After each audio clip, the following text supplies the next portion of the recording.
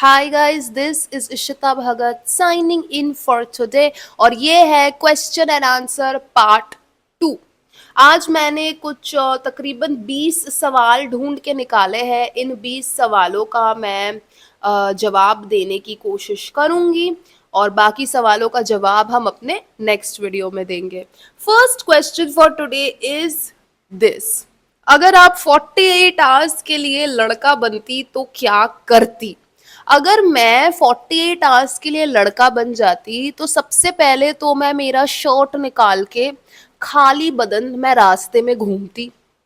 मैं रास्ते में खाली बदन घूमती क्योंकि ये मेरा बचपन से एक गोल है कि खाली बदन रास्ते में घूमने का कैसा फीलिंग होता है। बीइंग अ गर्ल मैं मेरा टॉप निकाल के रास्ते में नहीं घूम सकती है कि नहीं।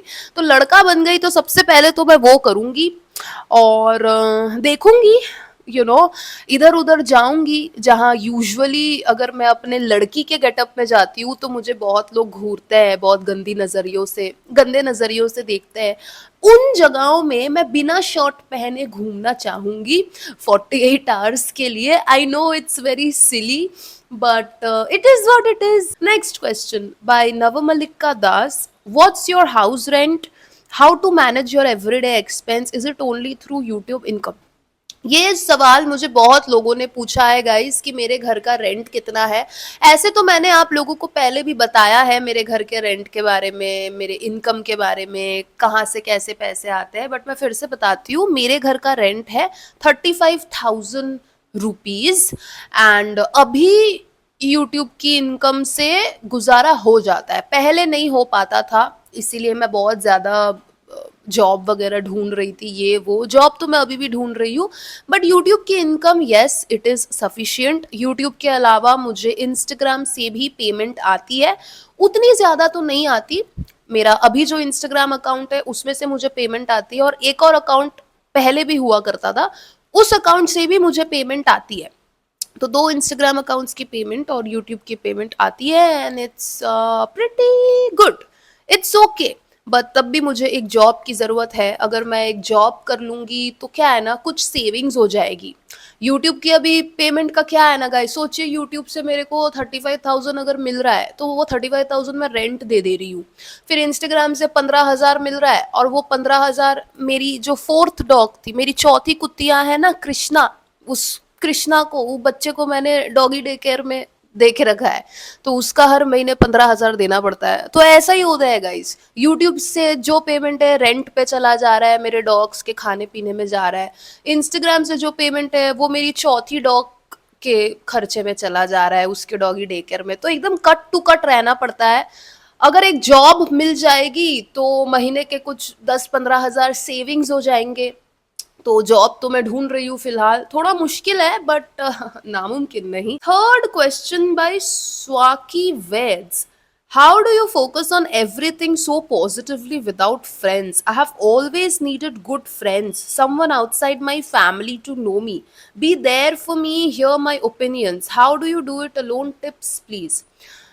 ऑनेस्टली एक वक्त ऐसा था जब मुझे दोस्तों की बहुत जरूरत पड़ती थी।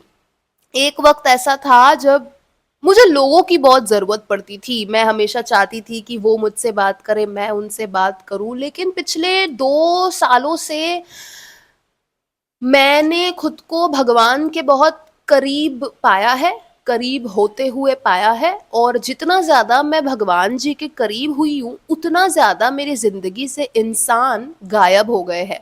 दोस्त, परिवार, लवर्स, सब लोग।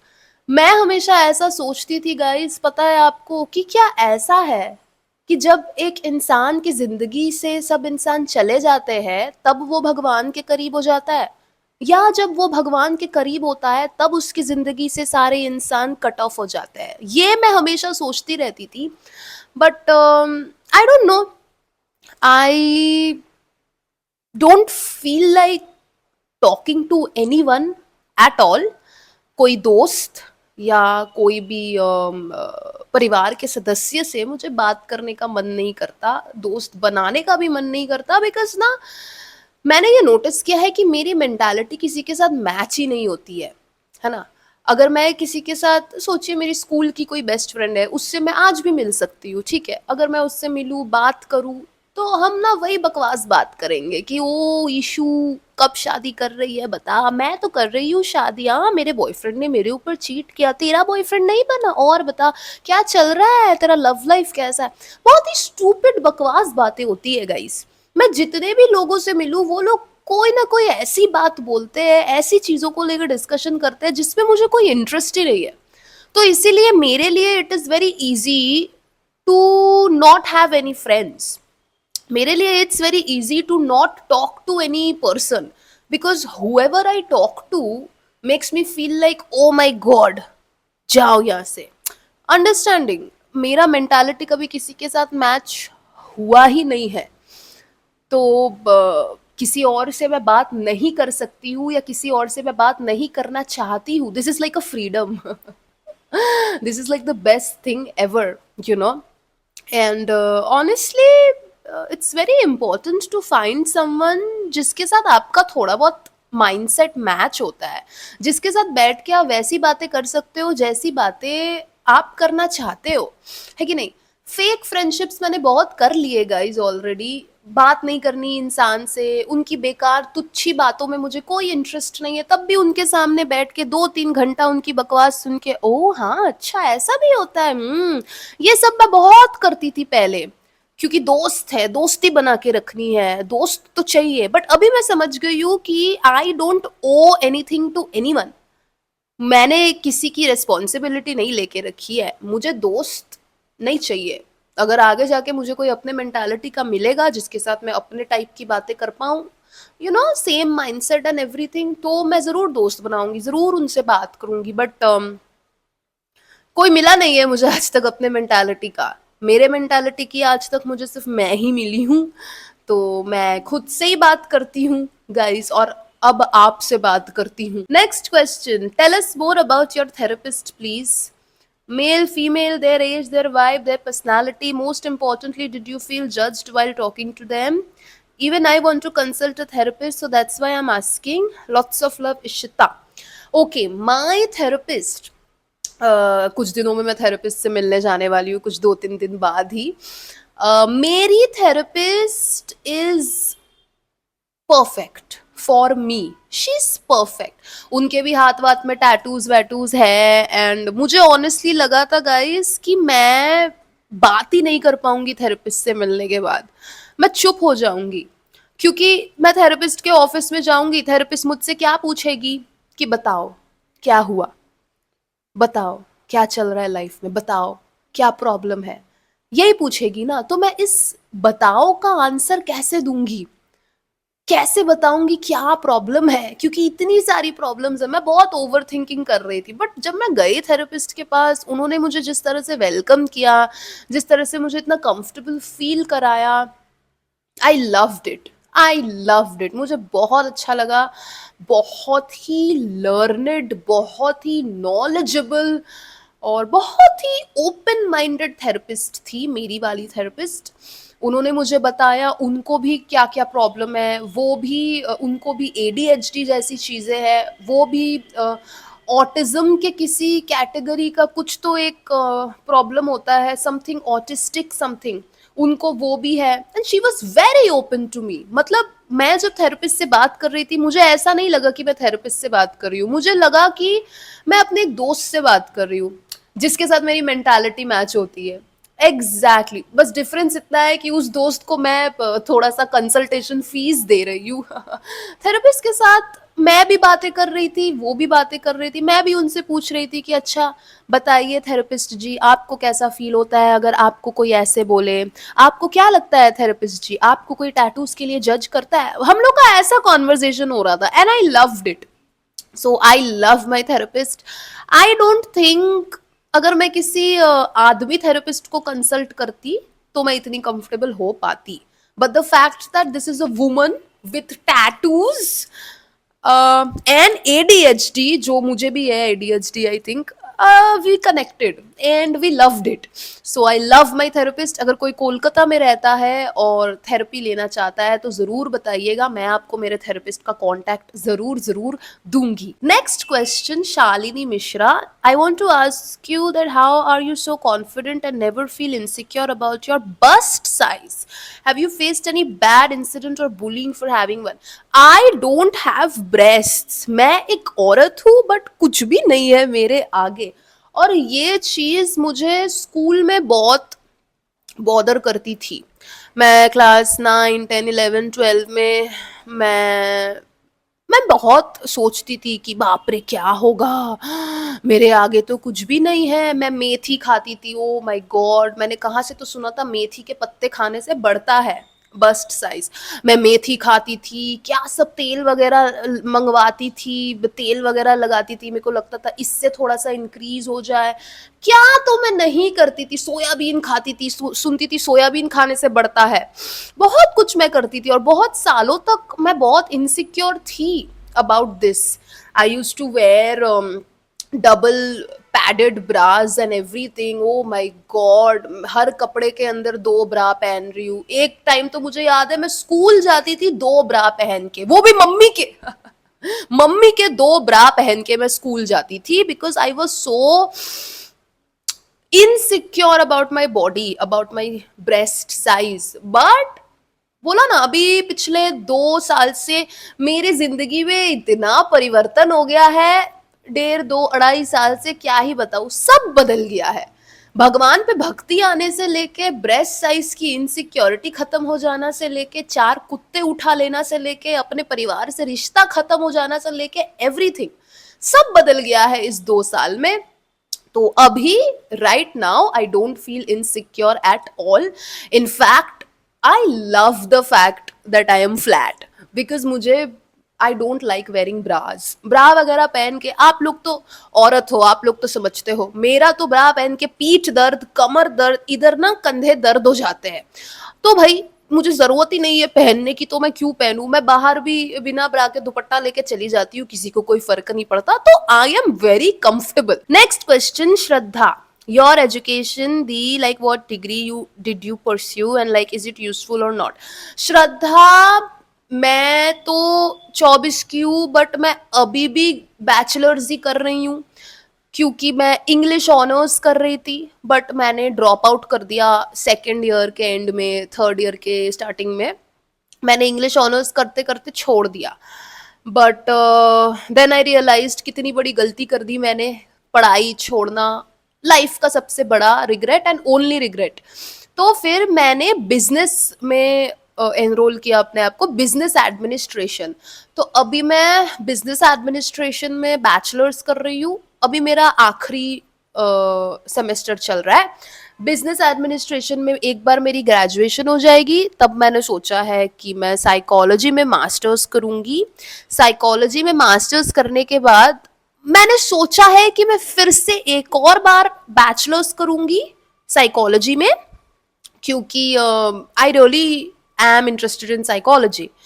बट फिर से बैचलर्स करना after bachelors it will be very late. So मैंने सोचा है पहले मैं मास्टर्स कर लूँ, बिजनेस करने के बाद मास्टर्स कर लूँ, मास्टर्स के बाद फिर से मैं बैचलर्स करूंगी. बट देन लेट्स सी, शायद मास्टर्स के बाद मुझे बैचलर्स की जरूरत ना पड़े. But then there are a lot of you know places, जैसे अगर मुझे थेरेपिस्ट बनना है बड़े होके, और कितना बड़ी होंगी, थोड़ा और बड़े होके अगर मुझे थेरेपिस्ट बनना है और अगर मैंने मास्टर्स वास्टर्स किया है साइकोलॉजी में लेकिन बैचलर्स नहीं किया है तो प्रॉब्लम होती है आगे जाके. ये मैंने रिसर्च किया, हर जगह प्रॉब्लम नहीं होती है बट होती है.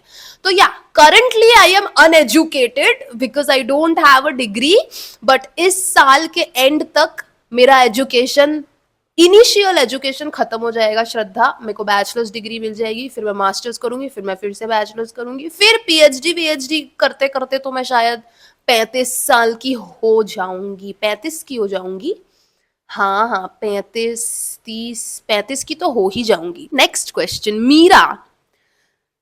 Didi, I have been in a long distance relationship for almost 2 years and I have become so emotionally attached that I don't even remember what life feels like without him. Even When I'm hurt, confused, and mentally exhausted, I still can't let go. Can you please tell me how you know when you are holding on because it's true love and when you are only holding on because your heart is afraid to lose the person? How do you find the courage to choose yourself? आई मीरा का ये सवाल है. Honestly मुझे लगता है that if you love someone, मैंने भी किसी से प्यार किया है, एक ही इंसान से किया है, उसके बाद किसी और से करने की हिम्मत मुझ में आई नहीं, हुआ ही नहीं. मुझे ये पता है, ये मैं अपने एक्सपीरियंस से बोल रही हूँ आई मीरा, कि अगर तुम किसी से प्यार करती हो तो तुमको उस इंसान को जाने देने में कोई विपदा नहीं होनी चाहिए. That is how real love is suppose to be like.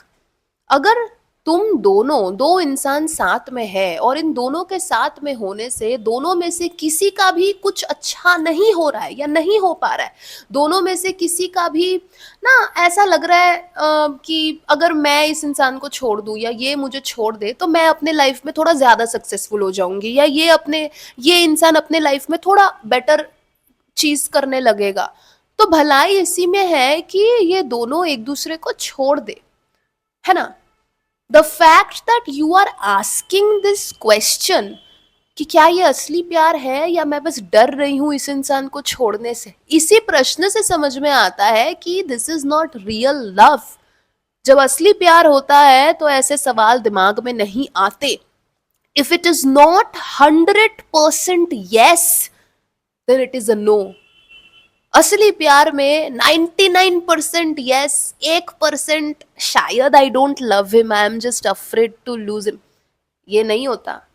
असली प्यार में you are sure that you love this person, and I would say even if you love someone, letting go is the beauty of it, isn't it?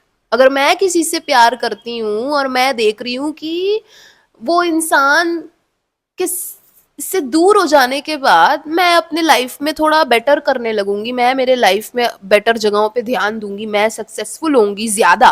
ऐसा नहीं है इस इंसान के पास रहने से मैं सक्सेसफुल नहीं होंगी, मैं होंगी, बट अकेले रहने से मैं और भी ज्यादा सक्सेसफुल होंगी. अकेले रहने से शायद ये इंसान भी और ज्यादा सक्सेसफुल होगा. तो obviously I will leave that person, I will leave that person. जो तुम्हारा है वो तुम्हारा ही रहेगा. 7 समुंदर पार भाग जाओ तुम, धरती छोड़ के स्वर्ग में बस जाओ, लेकिन जो तुम्हारा है ना वो तुम्हारे पास आके रहेगा, और जो तुम्हारा नहीं है उसके लिए तुम कुछ भी कर दो, चांद तारे तोड़ लाओ, वो तुम्हारा नहीं हो पाएगा. ऑलराइट, अगर तुम को इतना इफेक्ट हो रहा है, इतना ज्यादा कंफ्यूजन हो रहा है, I would suggest take a break. कुछ हफ्ता, 1 महीना अपने आप को दो. 1 हफ्ता, चलो 1 महीना भी नहीं, 1 हफ्ता इस इंसान से बात मत करो. इस इंसान के बारे में जब भी तुम्हारे दिमाग में कोई थॉट आए, अपने आप को थोड़ा डिस्ट्रैक्ट करके कुछ और चीज के बारे में सोचने लग जाओ, अपने बारे में सोचने लग जाओ. 1 हफ्ते का ब्रेक, 1 हफ्ते का ब्रेक लो बस. अगर तुम 1 हफ्ते का ब्रेक ले सकती हो तो 2 हफ्ते का भी ले सकती हो, 2 हफ्ते का ले सकती हो तो 1 महीने का भी ले सकती हो. 1 महीने का ब्रेक लेने के बाद अगर तुमको सच में दिख रहा है कि तुम इस इंसान के बारे में कम सोचने लग गई हो, तुम अपने चीजों में ज्यादा बेटर तरीके से कॉन्सेंट्रेट करने लग गई हो, तो इस इंसान को छोड़ना पड़ेगा.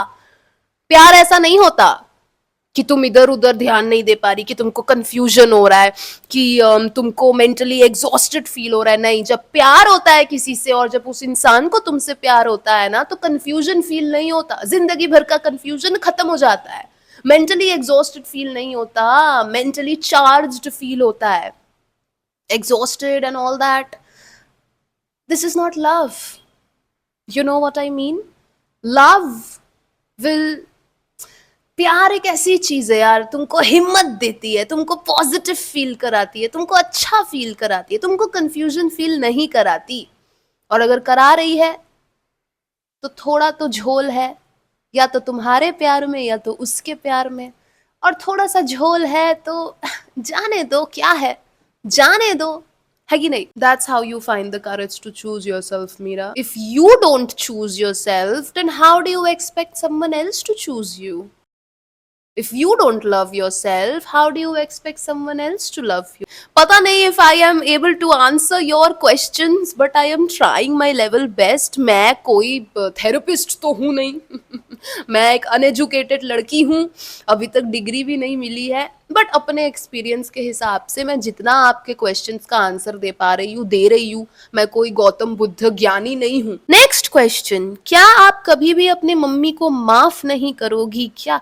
मम्मी को माफ करूंगी क्या? मम्मी से मैं गुस्सा ही नहीं हूं तो माफी की तो कोई बात ही नहीं होती है। मैं तो अभी भी इंतजार कर रही हूँ कब मेरी मम्मी मुझे अनब्लॉक करेगी, मुझे कॉल करेगी। मैंने तो पूरा इमेजिन करके रखा है कि मेरी मम्मी मुझे कॉल करेगी, मैं पूरा वीडियो बनाऊंगी मम्मी के साथ, 1-2 साल बाद मैं कॉल पे बात कर रही हूँ, आप लोगों को दिखाऊंगी मैं पर पता नहीं वो इमेजिनेशन रियलिटी में कब बदलेगा, कब तब्दील होगा। मैं तो बहुत इंतजार कर रही हूँ मेरी मम्मी मुझसे बात करे, बट पता नहीं मम्मी कब करेगी। So let's see. Next question, if you had one thing to change about your childhood what would it be? ये सुहानी का क्वेश्चन है। I will change nothing. अगर मुझे अपने बचपन को लेके कुछ बदलना हुआ तो मैं कुछ नहीं बदलूंगी, क्योंकि मेरे बचपन में अगर कुछ भी बदल जाता, कोई भी एक चीज, एक दिन, एक मोमेंट अगर अलग होता, तो आज मैं इधर नहीं बैठी हुई होती आपके सामने, आज मैं ये वीडियो नहीं बना रही होती, आज मैं इस प्रश्न का उत्तर नहीं दे रही होती, आज मैं अपने इस वर्जन में नहीं होती। And I love this version of my self, I love this version of my self. आज मैं जो हूं वो मैं हूं बिकॉज मेरा बचपन वैसा था, बिकॉज मेरा पास्ट वैसा था, और आज मैं जो हूं मुझे उससे बहुत मोहब्बत है। Next question, Ayushi Malik, Didi, please answer my question. I'm your big fan. Actually, I'm 16 and I'm going through a bad phase of my life. Like everything is messed up and I can't overcome. It's like a loop. Please help me or suggest me a tip that can fade my sadness. Ayushi Malik, I am very proud of you that at least तुमको पता तो चला that it's like a loop. तुमको पता तो है कि ये एक लूप है। एक लूप क्या होता है? ऐसे ऐसे गोल गोल गोल गोल गोल गोल चलता ही रहता है। It's a pattern. The first step to come out of a loop is to understand that it's a loop, is to recognise the fact that it's a loop.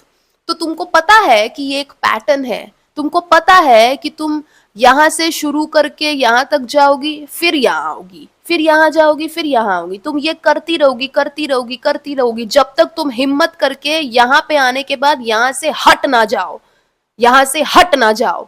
नहीं तो तुम ये करती रहोगी गोल गोल गोल गोल गोल गोल गोल गोल। समझ रही हो तुम? Understand your patterns, understand your loop. अगर तुमने ए बी सी डी के बाद ई किया है तो अभी ए बी सी डी के बाद एच आई करो। समझ रही हो तुम? Very glad, very proud of you कि तुमको पता है ये एक पैटर्न है, ये एक लूप है। कितने लोगों की जिंदगी गुजर जाती है, मर जाते हैं वो लोग, पर उनको समझ में नहीं आता कि वो लोग जिंदगी भर एक लूप में ही फंसे हुए थे, कि 50 साल तक एक लूप में वो लोग चले आ रहे हैं। बहुत ही करेज लगता है ये समझने में। सो आई होप अगर तुम रिकॉग्नाइज कर सकती हो कि इट्स अ लूप, देन तुम उस लूप के बाहर भी आ पाओगी। ठीक है? Next question, female to male ratio and the age groups people watching your video. मेरा फीमेल टू मेल रेशियो मतलब मेरे यूट्यूब के वीडियोस कितने आदमी देखते हैं, कितनी औरतें देखते हैं। मेरा आई थिंक 88 to 90% विमेन है। मोस्टली औरतें देखती है मेरा यूट्यूब, 10-11% आदमी देखते हैं। And age ratio is 16 to 35, then 40 to 60 भी है। मतलब यंग लोगों से लेके आपका मिडल एज 16 साल की उम्र से लेके आपका 60-65 की उम्र तक सब लोग मेरा यूट्यूब देखते हैं, और ये बहुत ही आश्चर्य की बात है। Next question, what do you do for a living? हाँ, ये तो मैंने बताया, YouTube is apt amount for, हाँ अभी यूट्यूब से मुझे ठीक ठाक पेमेंट आती है।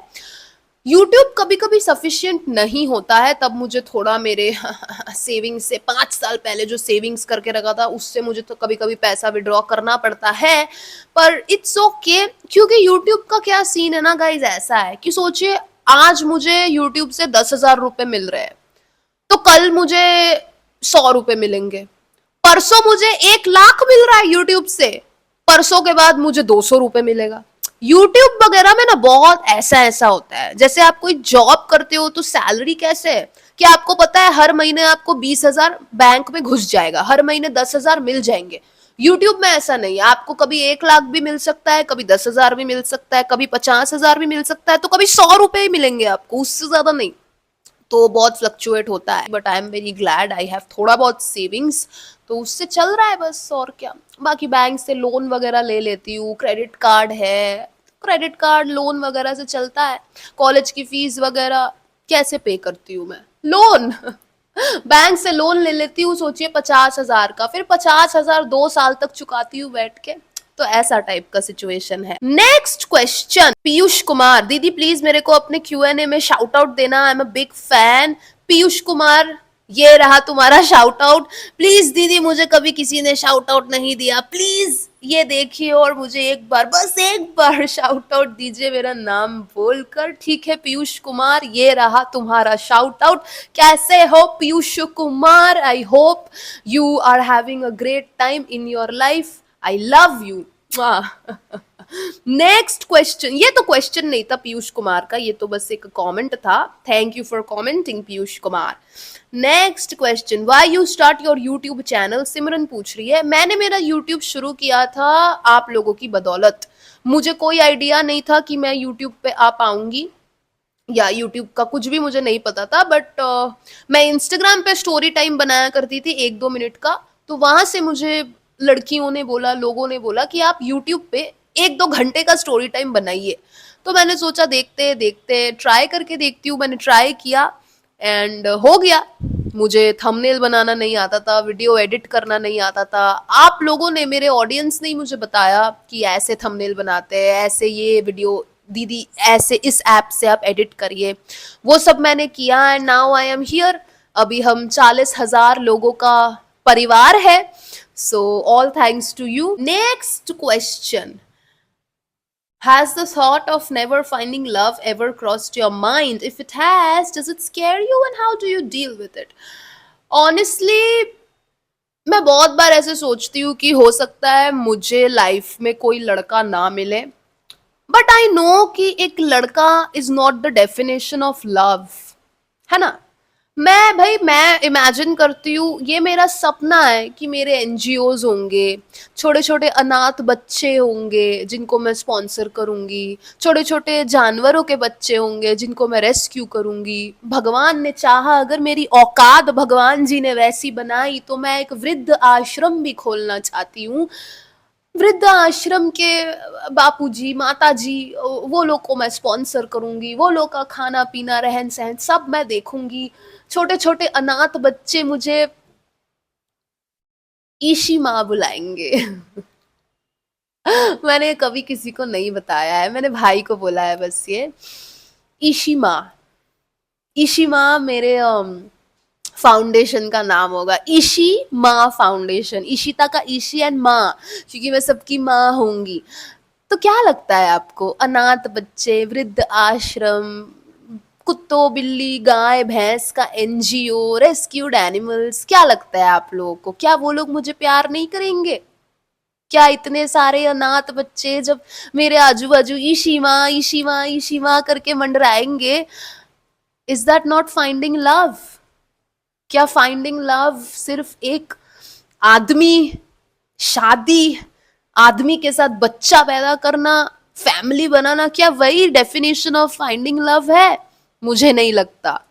तो मुझे बिल्कुल डर नहीं लगता ये सोच के अगर मुझे कभी प्यार नहीं मिला तो क्या होगा, अगर मैं कभी प्यार नहीं ढूंढ पाई तो क्या होगा। प्यार मिलने वाली चीज नहीं है, प्यार ढूंढने वाली चीज नहीं है। प्यार ऐसी चीज है जो सबके अंदर होती है। मेरे अंदर तो कूट कूट के इतना प्यार भरा हुआ है मेरे अंदर कि समझ में ही नहीं आता किसको दूं, कितने लोगों को दूं। जानवर वानवर को देती रहती हूँ।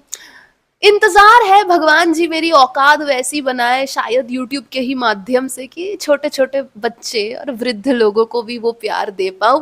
मेरे लिए that is the definition of love. अगर कल को मैंने शादी कर ली, बच्चा पैदा कर लिया, प्यार व्यार कर लिया, कहीं सेटल हो गई ना, मैं जिंदगी भर डिप्रेस्ड रहूंगी, because that is not love for me, that is societal expectation.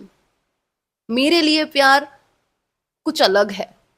उनको प्यार देना जिनको प्यार का मतलब भी नहीं पता, उनकी मदद करना जिनको कोई आस ही नहीं है, कोई होप ही नहीं है कि कोई उनकी मदद करेगा भी।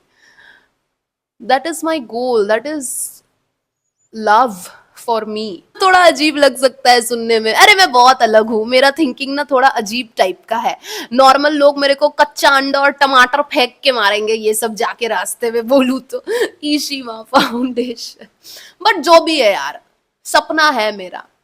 तो क्या है, सपने देखने के पैसे थोड़ी लगते हैं, मेरा सपना है ऐसा। Last question, people says you was a call girl in past, how you react to this? Okay, I don't react to this at all. देखिए, लोग तो कुछ भी बोल सकते हैं, आधे से ज्यादा लोग बोलते हैं कि मेरे सारी स्टोरीज फेक है, कि मेरी कहानियां, कि मेरे बाप को लेके, मेरी माँ को लेके, या कुछ भी सब नकली है, कि मेरा बाप मुझे बिल्कुल नहीं मारता था, मारता भी था तो शायद एक थप्पड़ मारता होगा, और मैं बड़ा चढ़ा के बोलती हूँ कि वो मुक्का घूसा लात सब मारता था। तो पीपल से थिंग्स लाइक दैट, पीपल से I was a call girl, people से, लोग तो अभी भी मुझे बोलते हैं कि हमें पता है आप यूट्यूब से पैसा नहीं कमाती, आप कॉल गर्ल हो। मैं क्या बोल सकती हूँ, आई आई जस्ट इग्नोर। मुझे तो बिल्कुल ऑफेंसिव भी नहीं लगता। मैंने ये कहावत पढ़ी थी कल ही मैंने ये कहावत पढ़ी, that if you call a rich man poor he will laugh. आप एक अमीर इंसान को गरीब बुलाओ, वो हंस देगा। आप एक बुद्धिमान इंसान को बुद्धू बुलाओ, वो हंस देगा।